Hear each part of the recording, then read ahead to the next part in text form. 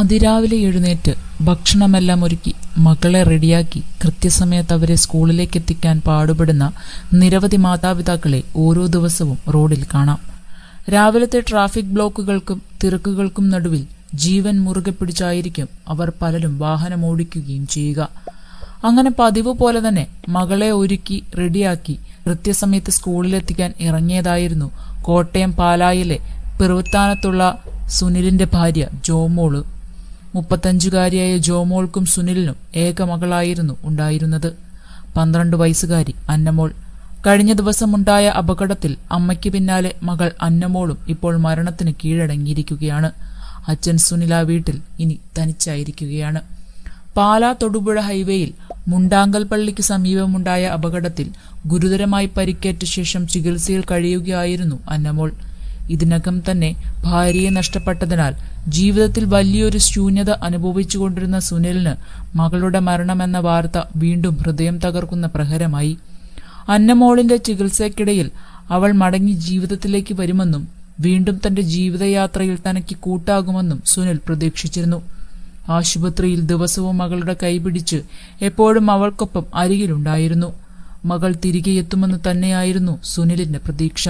എന്നാൽ വിശ്വാസങ്ങളെല്ലാം തകർന്നിരിക്കുകയാണ്. ഒടുവിൽ അന്നമോള് യാത്രയായി. എന്നാൽ ആ മകളുടെ പേരിൽ മറ്റൊരു പുണ്യപ്രവൃത്തിയാണ് സുനിൽ ചെയ്തിരിക്കുന്നത്. തന്റെ മകളുടെ ഓർമ്മ നിലനിർത്താനും അവളുടെ പേരിൽ മറ്റൊരാളുടെ ജീവിതത്തിൽ പ്രത്യാശ തെളിയിക്കാനുമുള്ള ഒരു മഹത്തായ തീരുമാനം സുനിൽ എടുത്തു.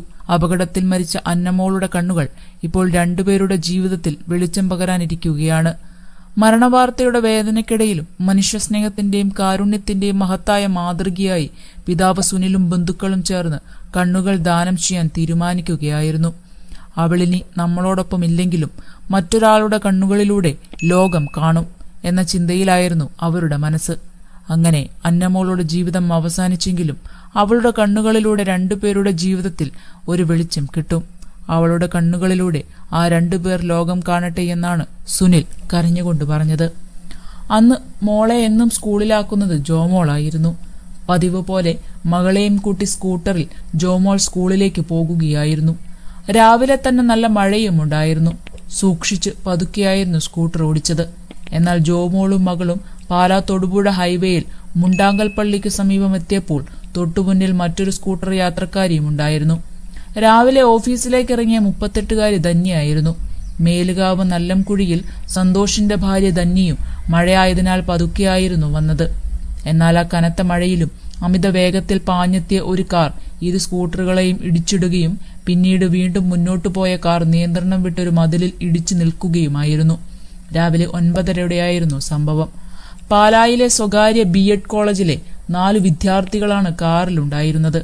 BEd പരിശീലനത്തിനായി രാമപുരം ഭാഗത്തേക്ക് പോകുകയായിരുന്നു ഇവർ. സ്കൂട്ടർ യാത്രക്കാർ തൊടുപുഴ ഭാഗത്തുനിന്ന് പാലായിലേക്കും പോകുകയായിരുന്നു. കാറിടിച്ചതിന്റെ ആഘാതത്തിൽ മൂവരും സ്കൂട്ടറിൽ നിന്നും തെറിച്ചു വീണിരുന്നു. റോഡിന്റെ ഇടതുവശത്ത് ജോമോളും മകളും കിടന്നപ്പോൾ വലതുവശത്തേക്കാണ് ധന്യ തെറിച്ചു വീണത്.